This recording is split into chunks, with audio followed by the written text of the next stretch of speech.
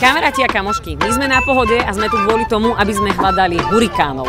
Hurikán, aby ste chápali, je človek, ktorý si užíva život, žiari z neho energia a vidíte na ňom, že vás dokáže inšpirovať do takých vecí, ktoré by ste nepredpokladali, že viete. No a teda, neviem, sčítanie to nebude, všetky nenájdeme, ale... Určite nejakých áno, tak ich poďme hľadať.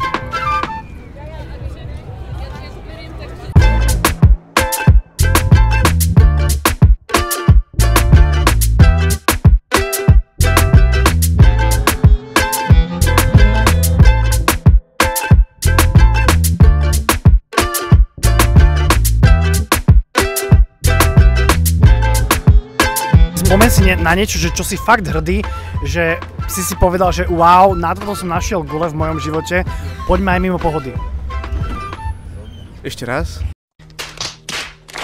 Čo si také hurikánske urobil napríklad počas tejto Pohody? Ráno sme bežali zo sprch a až do stanu bez všetkého.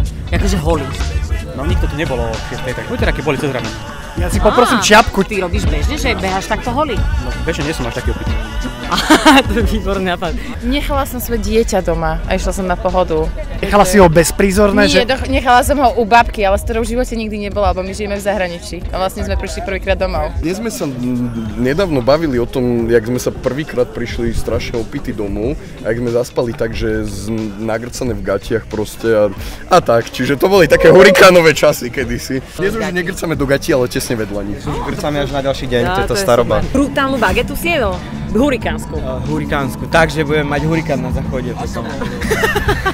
My sme boli v Indii, no. A čo si tam robili? No ja si to nepamätám, lebo...